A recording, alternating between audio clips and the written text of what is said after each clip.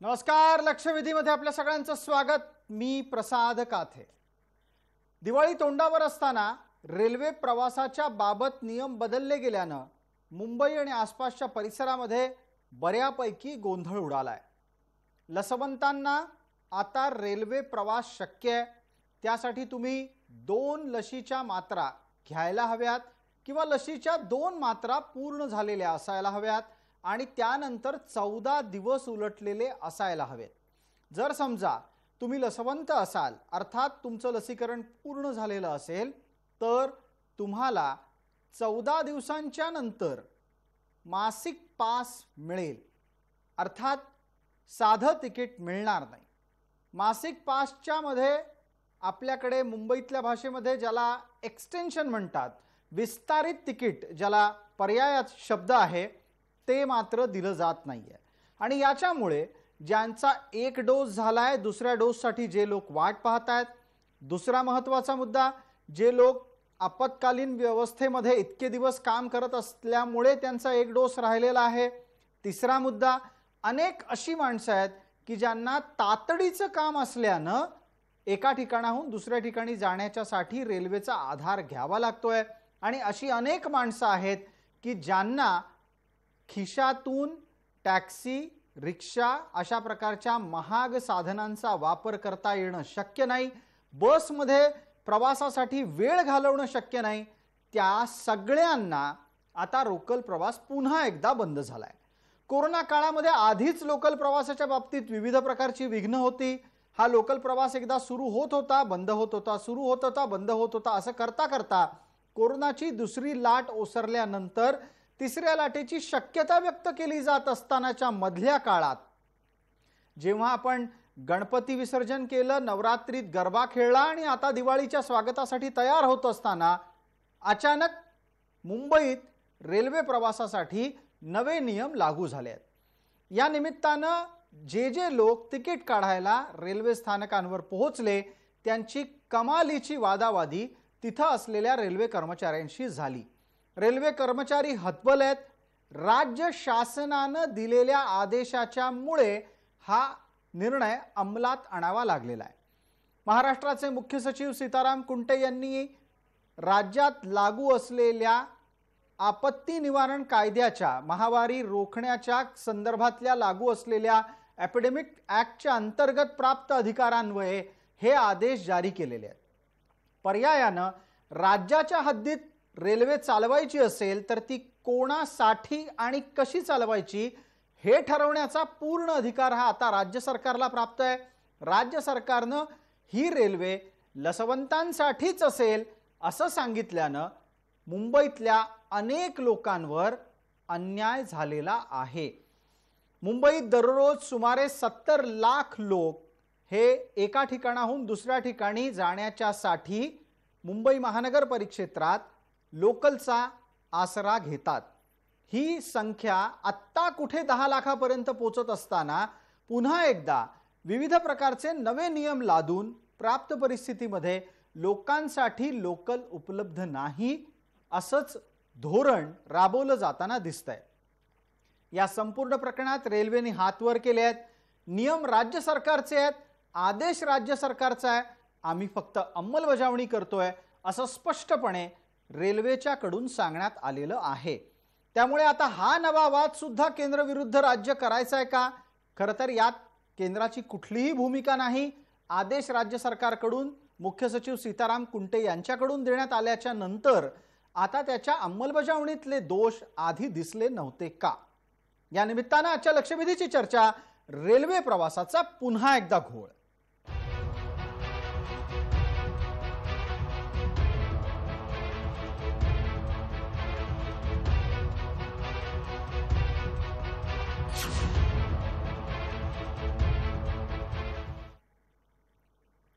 या चर्चेमध्ये आपल्याबरोबर सहभागी होणाऱ्या मान्यवरांचा आपल्याला पटकन परिचय करून देतो. आपल्यासोबत प्रवाशांचे प्रतिनिधी म्हणून 2 मान्यवर आहेत. आपल्यासोबत लता आरगडे, सरचिटणीस उपनगरीय रेल्वे प्रवासी महासंघ.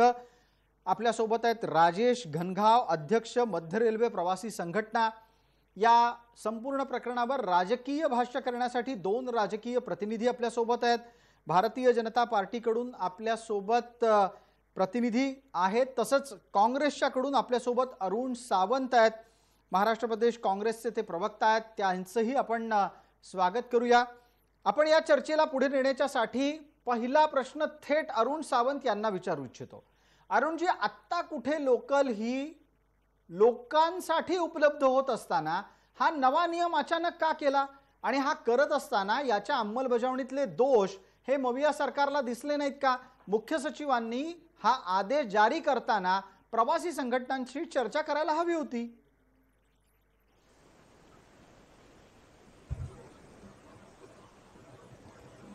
सावंत साहेब, आपण माईक सुरू करा, आपला माईक सुरू करून आपलं म्हणणं मांडला तर लोकांपर्यंत आपला आवाज पोहोचेल। जी, हे पहा, याच्यापूर्वी महाराष्ट्र सरकारने रेल्वे संबंधित निर्णय घेताना, प्रवासा संबंधित निर्णय घेताना प्रत्येक वेळेस रेल्वे प्रवासी संघटना ज्या आहेत त्यांच्याशी चर्चा करूनच निर्णय घेतलेले आहे। यावेळेस हा जो काही निर्णय घेण्यात आलेला आहे हा कायमचा निर्णय नाहीये। हा निर्णय फक्त 1 नोव्हेंबर पर्यंतच आहे। 1 नोव्हेंबर नंतर कदाचित याच्यात बदल केले जातील। आता हा जो काही निर्णय घेतलाय याच्या मागचं प्रमुख कारण हे आहे की अचानक काही महिने ट्रेन जी काही बंद होती किंवा समजा त्याच्यावरती जे काही निर्बंध होते त्या निर्बंधांमुळे आता लोकांचा जो प्रवास आहे त्याची संख्या अचानक वाढू लागलेली आहे। समोर दिवाळी सारखा मोठा सण आहे। 40 ते 45 लाख लोक दर दिवशी मुंबईच्या या उपनगरीय रेल्वेमधून प्रवास करत आहेत, आणि एक खबरदारीची उपाययोजना म्हणून सरकारने 1 नोव्हेंबर पर्यंत हा निर्णय घेतलेला आहे।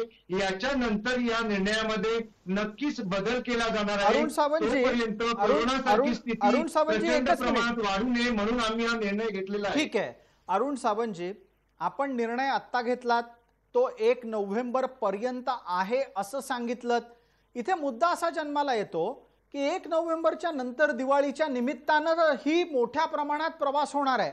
भाऊबीजेला बहिणी भावांकडे जाणार आहेत, पाडव्याच्या निमित्तानं सुद्धा लोकांचं एका ठिकाणाहून दुसऱ्या ठिकाणी जाणं होणार आहे। आपण अशा प्रकारच्या अनेक वेळेला लोकांच्या स्थलांतराचे स्वतः अनुभव घेतलेले आहेत।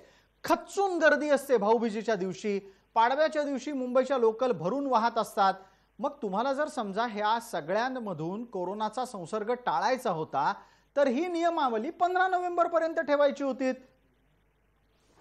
पहा, जनतेला जास्त दिवस त्रास होऊ नये याच्याकरता घेतला गेलेला हा निर्णय आहे। आपण ज्याप्रमाणे म्हणालात भाऊबीजेला प्रचंड प्रमाणात गर्दी होते त्या दिवशी आणि दुसऱ्या दिवशी, तर सरकारने जास्त दिवसाकरता जनतेवरती किंवा प्रवाशांवरती कोणत्याही प्रकारचा बंधन लादलेलं नाहीये। 1 नोव्हेंबर नंतर आम्ही हा निर्णय घेऊ जेणेकरून थोड्याफार प्रमाणात ज्याला सण साजरे करायचे आहेत त्याला ही मुभा मिळेलच। ठीक आहे सावंत साहेब, आपला तर्क समजला। आपण असं म्हणता आहात की आत्ताच्या घडीला फार दिवस त्रास द्यायचा नाहीये लोकांना। मला दिव्यताई आपल्यापर्यंत पोहोचता येईलच, मात्र तत्पूर्वी आपण एकदा प्रवाशांच्या प्रतिक्रिया लक्षात घेणं गरजेचं आहे। आपल्या सोबत लताताई आहेत, लता आरगडे, भाऊबीजेला आणि पाडव्याला होणाऱ्या गर्दीच्या संदर्भातली चर्चा तर आपण करूच, पण त्यावेळेला त्रास वाढू द्यायचा नाही म्हणून आता थोडासा त्रास देऊन टाकायचा, असा तर तुम्हाला याच्यातून विचार दिसतोय का? मुळात यांचं 2 दिवसासाठी तिकीट देणं बंद करणं हे लॉजिक काय तेच आम्हाला कळत नाही। कारण मी सावंत साहेबांना सांगेन की त्यांची काहीतरी गफलत होते। परवापर्यंत तिकीट देत होते, काल सकाळी 11 वाजल्यापासून तिकीट देणं बंद केलेले आहे। आता तुम्ही सांगताय की 1 नोव्हेंबर पासून सुरू करणार, मग मला सांगा 28, 29, 30 3-4 दिवसच बंद करण्याचा उद्देश काय? आणि याच्यामध्ये जे अत्यावश्यक सेवा कर्मचारी आहेत किंवा ज्यांचं लसीकरण झालेलं आहे 2 त्यांनाही तिकीट देणार नाही। कारण काय असतं की आम्ही जर मध्य रेल्वेने प्रवास करतोय आणि त्याचा मासिक पास काढलेला आहे, पण आम्हाला ऑफिशियल कामासाठी जर वेस्टर्न रेल्वेने जायचंय, हार्बरने जायचंय, तर तुम्ही तिकीट देत नाही। हा मुद्दा कोणी उचलला? कारण आणि दुसरं एक तुम्ही सांगताय की प्रवासी संघटनेबरोबर चर्चा केली होती, अजिबात नाही। मागच्या 2020 मध्ये ऑक्टोबर मध्ये जी चर्चा झालेली, त्या मीटिंग झालेली, बैठक झालेली राज्य शासनासोबत, त्यावेळेला फक्त महासंघातला प्रतिनिधी बोलावला होता। त्याच्यानंतर कुठल्याही बैठकीला रेल्वे प्रवासी संघटनेच्या कोणालाही बोलावण्यात येत नाही. एसी केबिन मध्ये बसून एसी गाडीमधून फिरणारे लोक रेल्वे प्रवाशांच्या बाबतीत कसे काय निर्णय घेतात? आम्हाला बोलवा ना, आमच्या अडचणी आम्ही सांगतो तुम्हाला. आम्ही रोज प्रवास करतो, 35-37 वर्ष प्रवास करतोय. त्यामुळे बिलकुल आमच्याशी चर्चा लताजी, करा आणि अगदी त्याचा अगदी निर्णय मुद्द्याला आपण स्पर्श केलात. राजेजींना एक संधी देऊयात पटकन. राजेजी, इथे अडचण काय येते लक्षात, तीही तुम्ही पहा आणि तुम्ही त्यावर बोला. समजा तुम्ही लसवंत आहात, तुम्हाला मुंबईमध्ये पास काढून दिला गेला. पास काढल्याच्या नंतर ज्या मार्गावर तुम्ही नियमित प्रवास करणार आहात त्या नियमित प्रवासाच्या व्यतिरिक्त तुम्हाला अचानक कुठेतरी पुढे जावंसं लागतंय. उदाहरणार्थ तुम्ही विरार चर्चगेटवर प्रवास करताय आणि आज तुम्हाला कुर्ल्याला जायचंय. तुम्हाला कुर्ल्यापर्यंत जाण्यासाठी काही उपयोग होईल असं तिकीट मिळणार नाही. तुम्हाला दादरला उतरावं लागेल, खिशातले जास्त पैसे घालावे लागतील आणि टॅक्सी करावी लागेल, किंवा तुम्हाला बसच्या रांगेमध्ये उभं राहून ताटकळत धक्के खात गच्च गर्दीत कोरोना घेत कुर्ल्याला जावं लागेल. म्हणजे बसमधून कोरोना झाला तर चालेल, पण या रेल्वेत होऊ द्यायचा नाहीये. काय अजब तर्क आहेत कळत नाहीये. राजेजी, आपली प्रतिक्रिया. वास्तविक पाहिलं तर सर हा समन्वयाचा अभाव दिसतोय. राज्य सरकार, केंद्र सरकार नाही, यांच्यामध्ये याच्यात समन्वय याच्यात नसतो. समन्वयाच्या अभावामध्ये केंद्र सरकार आलं कुठं? केंद्राने स्पष्ट सांगितलंय, राज्य म्हणालं लोकल चालवा, लोकल चालवणार. पूर्ण क्षमतेनं चालवा, पूर्ण क्षमतेनं चालवणार. तुम्ही सांगायचं, त्यांनी करायचं, असं ठरलेलं आहे. त्यामुळे यात केंद्रानं घेतलेली भूमिका स्पष्ट आहे. नियम राज्यानं बनवलाय, त्याची अंमलबजावणी करायची, बस. याच्या पलीकडे त्यांची काही भूमिका नाहीये. कारण उद्या परत कोणाला हे म्हणू द्यायचं नाहीये की आम्हाला न विचारता राज्यात लोकल चालवली आणि आमच्या राज्यात तुम्ही कोरोना वाढवला. मुळात केंद्र सरकार ज्या गाईडलाईन्स राज्य सरकारला देते त्याची अंमलबजावणी राज्य सरकार करतोय. बर, जर का त्यांच्या केंद्र सरकारच्या गाईडलाईन्सचं जर का यांनी दुर्लक्ष केलं राज्य सरकारने, तर ते राज्य सरकारला केंद्र सरकार दोषी ठरवणार आणि आम्ही प्रवासी संघटना सुद्धा आम्ही त्यांना दोषी ठरवणार. अशा कुठल्या वास्तविक गाईडलाईन आहेत पाहता- त्या जरा सांगा. आता आपण त्यावर जरा जास्त भाष्य करूयात. मग त्या निमित्तानं प्रवाशांनाही कळेल की अशा कोणत्या गाईडलाईन्स आहेत ज्याच्यामुळे 4 दिवसांसाठीच तिकीट देणं बंद करून टाकलं आणि ऐन दिवाळीत तिकीटही मिळणार आहे. म्हणजे ज्या दिवशी खच्चून गर्दी असते, भाऊबीजेला गर्दी असते, पाडव्याला गर्दी असते, त्या दिवशी केंद्र सरकार काय म्हणतं, तिकीट द्या आणि दिवाळीच्या 4 दिवस आधी तिकीट देऊ नका, असं सांगितलं का? वास्तविक सावंत साहेब बोलले ते चुकीचं आहे. 4 दिवस वगैरे काही नाही. काल मी माझ्या काही रेल्वेच्या वरिष्ठ अधिकाऱ्यांशी चर्चा केली. त्याच्यातून मला असं समजलं का जास्तीत जास्त 10 ते 12 दिवसासाठी कोरोना वाढेल अशी भीती आहे. कुठली भीती आहे? आता माझी बहीण मुंबईवरून समजा कसाऱ्याला येणार आहे किंवा ठाण्यावरून कर्जतला जाणार आहे, तर तिचा परिवार जाणार आहे, तर गच्च गर्दी. आता जी सर्वसामान्यांसाठी जी प्रवासींना जी मुभा दिलेली आहे त्याच्यामध्ये ही संख्या वाढेल, प्रवासी संख्या वाढेल आणि कोरोनाचा जो आपला जो आता आकडा आहे कमी आहे तो कदाचित वाढण्याची शक्यता नाकारता येत नाहीये. गृहीत धरून 8 ते 10 दिवसासाठी फक्त ही रेल्वे सेवा अशा पद्धतीने आम्हा प्रवाशांना वेठीस धरले का? अजिबात. म्हणजे आजपासून तिकीट नाही. अहो, कसाऱ्यापासून मी पाहिलं कल्याणपर्यंत आणि कल्याण ते कर्जत पर्यंत प्रत्येक स्टेशनचे मला फोन येत होते की वाद चालू आहे. प्रत्येक स्टेशन मास्तर माझ्याशी कॉन्टॅक्ट करत होता. नाही, अगदी आज एवढा गोंधळ, आरगडे मॅडम, एवढा गोंधळ उडाला. शाळेमधून मी प्रवास करतोय, पण तिकीट त्यांनी अजिबात सगळ्यांना शासकीय जे कर्मचारी आहेत. राज्य शासनाने हा जो निर्णय घेतला हा 10-12 दिवसासाठी घेतलाय ना, पण मुळात सर्वसामान्य नागरिकांना तिकीट इश्यू केलंच जात नाहीये. पण आता जे कालपासून निर्णय घेण्यात आलाय तो असा आहे की त्यांनी आपल्या जे अत्यावश्यक सेवा कर्मचारी आहेत त्यांनाही तिकीट नाही, फक्त पास. आता मला सांगा, मला जर मध्य रेल्वेवरून वेस्टर्न रेल्वेने प्रवास करायचा, मी पास काढायचा का? नाही, पास काढायचा का हा तर नंतरचा मुद्दा. माझं त्यातला तर्क जो मी मांडला थोड्या वेळापूर्वी त्यावर दिव्या ढोलेंना बोलतं करू. अरुण सावंत, आपल्यासाठी बरेचसे प्रश्न तयार होत आहेत चर्चेत, त्याची उत्तर आपल्याकडून घेईन. दिव्याताई, मुद्दा इथे काय समोर आला बघा.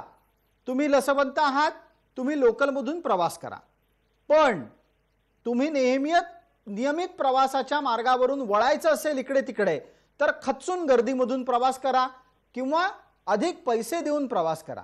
अशा प्रकारच्या अतार्किक व्यवहाराला काय म्हणावं? आणि असे कोणते आदेश आहेत जे तुम्ही ज्यावर अधिक भाष्य करा? राजेजी यांचं असं म्हणणं आहे की म्हणे केंद्राचे आदेश होते त्याची अंमलबजावणी राज्य करते. तर कुठले असे आदेश आले की 15 दिवसांसाठीच म्हणे तिकीट देणं बंद करायचं, 1 नोव्हेंबर पर्यंतच तिकीट देणं बंद करायचं? विविध प्रकारचे तर्क येत आहेत. माझ्यासमोर कागद आहे, सीताराम कुंटेंची ऑर्डर आहे, यात अशी कुठलेही उल्लेख सापडत नाहीत की अमुक तारखेपर्यंत तिकीट देणं बंद करा. त्यांचं स्पष्ट म्हणणं असं आहे तिकीट देणं सध्या बंद करायचं. म्हणजे थोडक्यात काय, 1 नोव्हेंबर नंतर तिकीट मिळेल याची काहीही शाश्वती नाहीये. लताजी, आपलं म्हणणं पोहोचलं. राजेशजी, आपलंही म्हणणं पोहोचलंय. आता आपल्यासोबत दिव्या ढोले आहेत, त्या बोलणार आहेत. दिव्याताई बोला. नमस्कार सर्वांना. असं आहे, आता सावंत साहेब जसे म्हणाले की 1 तारखेपर्यंतच हा जो काही निर्णय आहे त्याची अंमलबजावणी 1 तारखेपर्यंत होणार आहे. पण जसं ताई मगाशी म्हणाले की लॉजिकच कळत नाही असं.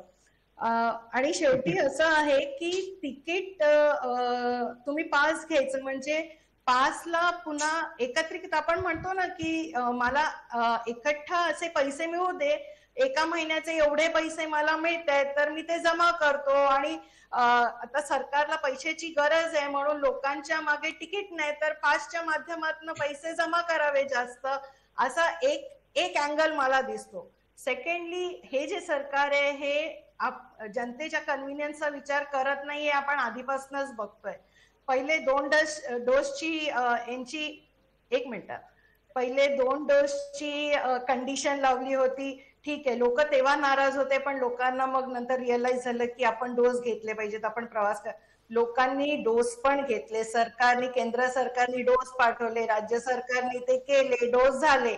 पण आता हा जो मुद्दा आहे की तिकीट देणंच बंद केलेलं आहे, हे कशासाठी? आता लोकांची अपेक्षा उलट वाढलेली आहे की आपल्याला तिकीट मिळायला पाहिजे आणि आपल्याला प्रवास करायला पाहिजे. बिलकुल. मला एकच तुम्हाला इन्सिडेंट सांगायचं आहे. माझ्या बिल्डिंग मध्ये एक 70 वर्षाची महिला राहते आणि त्या माझ्या घरी त्या दिवशी शोधत आल्या की भाजपच्या नेत्या इथे बिल्डिंग मध्ये राहतात, तर मी जाऊन भेटू त्यांना. त्यांची काय होती विनंती मला, ताई मला माझ्या मुलीकडे अर्जंटली जायचं आहे, तिच्याकडे मेडिकल इमर्जन्सी आलेली आहे, मी 2दा अंधेरी स्टेशनला गेले पण हे लोक म्हणतात की पास काढा 1 महिन्याचा, तिकीट देत नाहीयेत आम्हाला. बिलकुल बिलकुल. एक साधं गणित, याच्या मागचं आर्थिक गणित हे मुंबई बाहेरच्या लोकांना आपल्याला समजावून द्यावं लागेल. दिव्याताई, त्यानिमित्तानं लोकांना या विषयाचं गांभीर्य लक्षात येईल. तुम्ही जर समजा मुंबईत बोरिवलीहून चर्चगेटला जाणार असाल तर साधारण 12 ते 15 रुपयापर्यंतचा तुमचा खर्च आहे.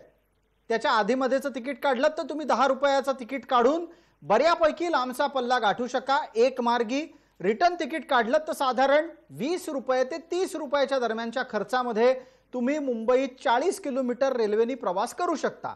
याऐवजी जर समजा तुमच्यावर पासची सक्ती झाली, हे मी सांगतोय ते सेकंड क्लासचे दर आहेत, जेणेकरून सामान्यांना काय खर्च येऊ शकतो याची कल्पना चर्चेत आपल्याला आणता येईल. पण तुम्ही जर समजा मासिक पास काढायला गेलात तर मात्र याच्या जवळपास 5 ते 10 पट तुम्हाला पैसे मोजावे लागू शकतात. आता अरुण सावंतजी, अत्यंत थेट आणि मुद्द्याचा प्रश्न, आपण घेतलेले निर्णय व्यवहार्य आहेत का हे तपासण्याची जबाबदारी कुणाची?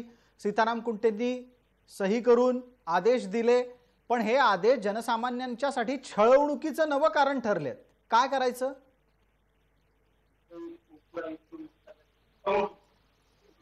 सावंत साहेब बोला, आपलं म्हणणं ऐकायचंय आम्हाला.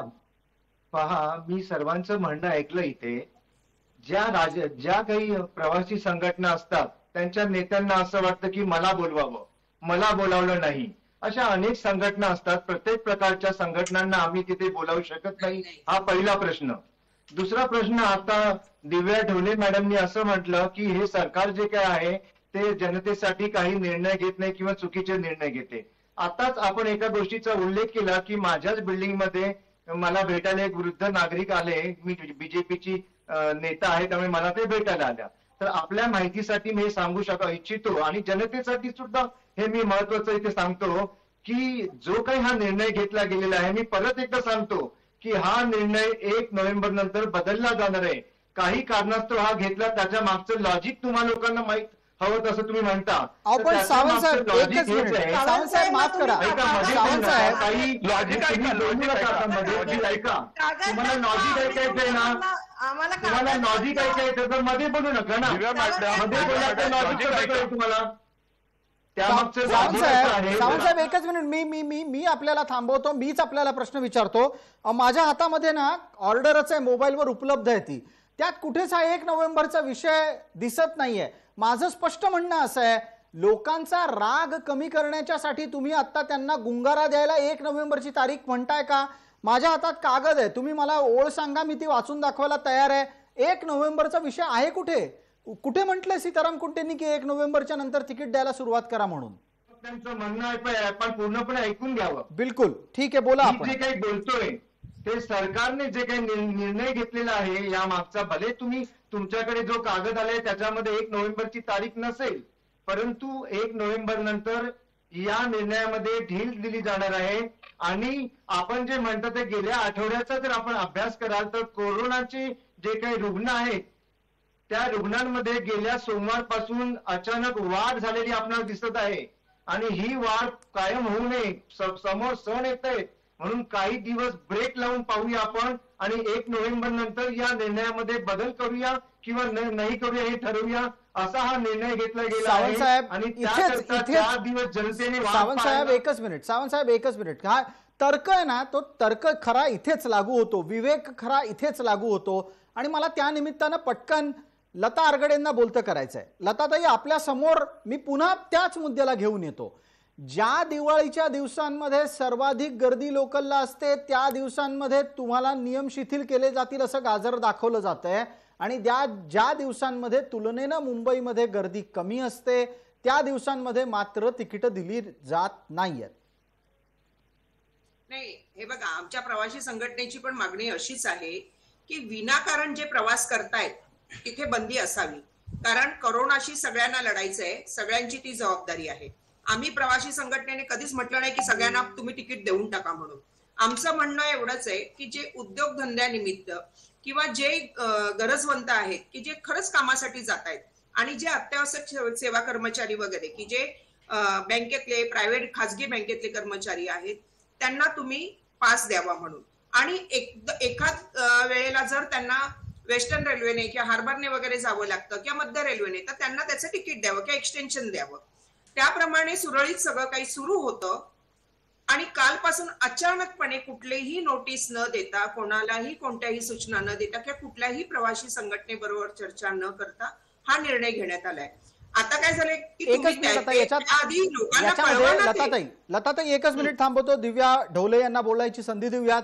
दिव्या ढोले, अशा प्रकारच्या व्यवहार्यतेच्या कसोटीवर अपयशी ठरणाऱ्या निर्णयांना घेत असताना सरकारला थोडा सुद्धा विचार येत नाही की आपण काय तपासून घेतलं पाहिजे? आणि दुसरा महत्वाचा मुद्दा ज्याच्यावर तुम्ही बोलणं टाळलं त्यावर तुम्ही आता बोलाच की केंद्राचे आदेश आहेत म्हणून असे निर्णय घेतले जात आहेत, हा कसा बचाव असू शकतो? तुमचा दुसरा प्रश्न जो आहे त्याला मी पहिले उत्तर देईन की केंद्र सरकारने कुठचीही अट घातलेली नसणार याचा मला ठाम विश्वास आहे.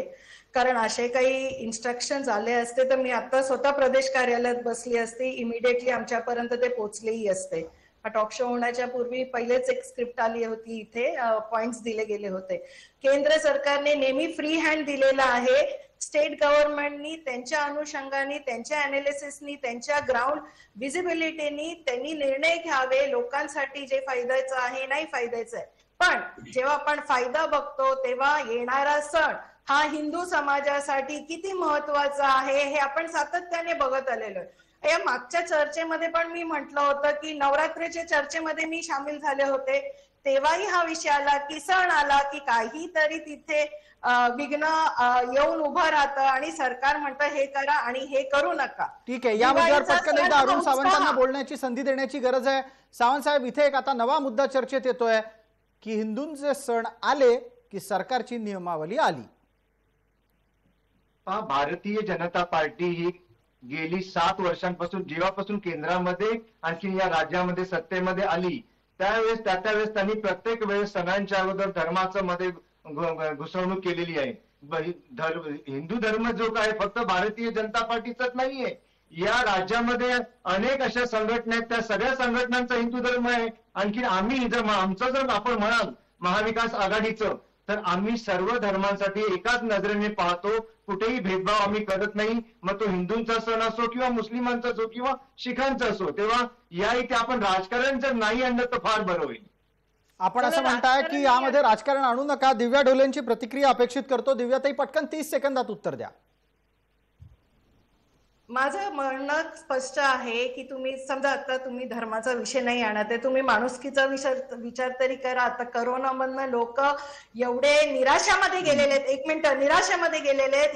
हे जे 4 दिवस असतात ना, हे लहान मुलांपासून वयोवृद्धांपर्यंत उत्साहाचे दिवस असतात.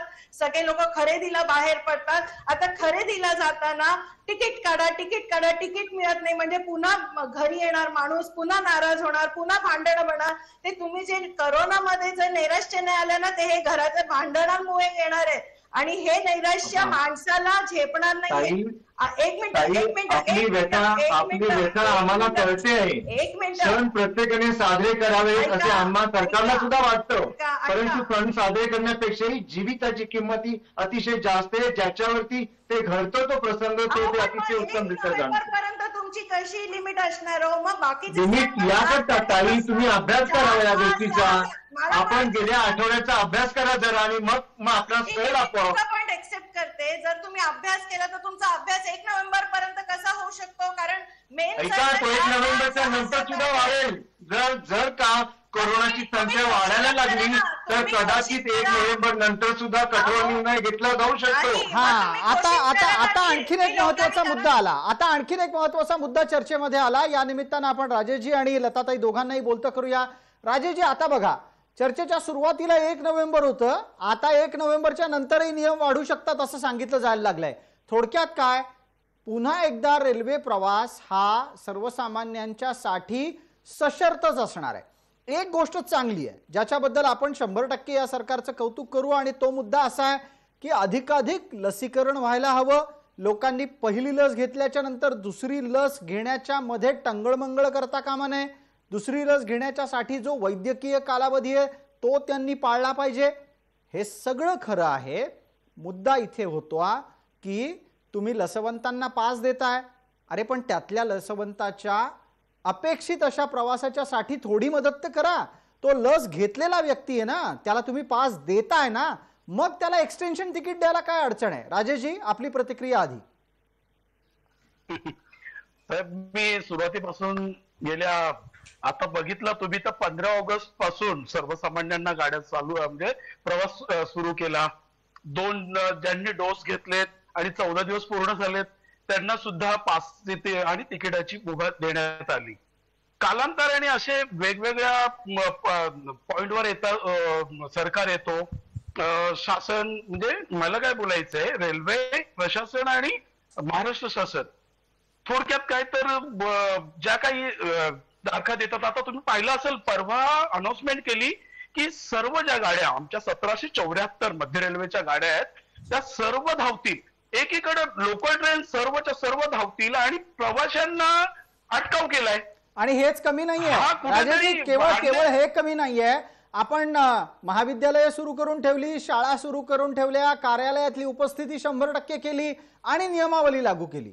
थोडक्यात काय, लता आरगडे, आपल्यासाठीची 30 सेकंद पटकन आहेत. आपण पटकन 30 सेकंदामध्ये उत्तर द्यायचं. हे सगळं म्हणजे कसं आहे तर मुसक्या आवळायच्या आणि जोरात धाव, शर्यत जिंक असं म्हणायचं. रेल्वे प्रशासन सगळ्यात आधी राज्य शासनाच्या हाताचं बाहुलं बनलेलं आहे. कारण मी 10 दिवसापूर्वी त्यांना लोकलची जी गर्दी वाढली त्या अनुषंगाने रेल्वे प्रशासनाला 100% गाड्या सुरू करा म्हणून सांगितलेल्या.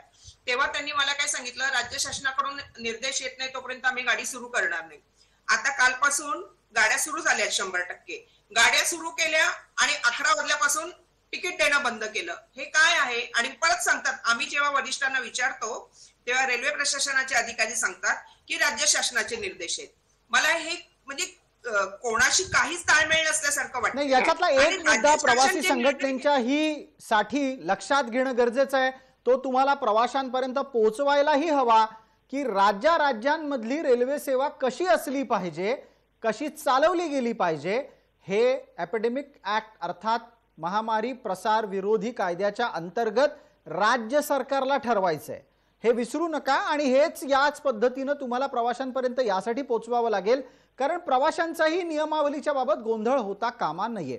दरम्यान वेळ मर्यादा आहे, जाता जाता एक पटकन संधी आपल्याला अरुण सावंत यांना द्यावी लागणार आहे. अरुण सावंत, चर्चेच्या शेवटच्या टप्प्यात आपली प्रतिक्रिया अपेक्षित करतो. आत्ताचे नियम व्यवहार्य ठरत नाहीयेत, आपण ते बदलणार आहात की 1 नोव्हेंबर नंतरही हे कायम राहणार आहेत? कागदावर असं कुठेही सापडत नव्हतं, आपल्याला ती माहिती मिळाली, आपण उत्तर द्या. मी सुरुवातीलाच सांगितलेलं आहे, जनतेच्या हितासाठी हे सरकार योग्य तेच निर्णय घेत आहे आणि काही दिवसानंतर कोरोनाची जर कोणत्याही प्रकारची भीती नसेल, त्याचा जो काय प्रसार आहे तो आपल्याला वाढताना दिसत नसेल, तर 100% हे सरकार 1 नोव्हेंबर नंतर सकारात्मक निर्णय घेईल, ज्याचा गोड फायदा या जनतेला होईल, प्रवाशांना होईल. आपण अपेक्षा करूया अरुण सावंतजी, आपण एक अत्यंत सकारात्मक भूमिका मांडता आहात. दिवाळीच्या तोंडावर तरी अशा प्रकारचा गोंधळ रेल्वे स्टेशनांच्या आसपास उडणार नाही अशी अपेक्षा आहे. अन्यथा भाऊबीजेला निघालेल्या बहिणीला तिथं पोहोचल्यानंतर जी भाऊबीज मिळेल ती घरी येताना प्रवासातच खर्च करावी लागेल. इतकी वाईट अवस्था होणार आहे, कारण त्यावेळेला टॅक्सी आणि रिक्षावाले मोठ्या संख्येनं भाडी वसूल करणार आहेत, बसेसमध्ये प्रचंड गर्दी असणार आहे. हे सगळं टाळण्यासाठी व्यवहार्य निर्णय घेण्याची गरज आहे. लक्षवेधीच्या या भागामध्ये आपण सर्व मान्यवर सहभागी झालात, त्याबद्दल आपले मनपूर्वक आभार. लक्षवेधीमध्ये तूर्तास इतकंच. सर्व प्रेक्षकांना जय महाराष्ट्र.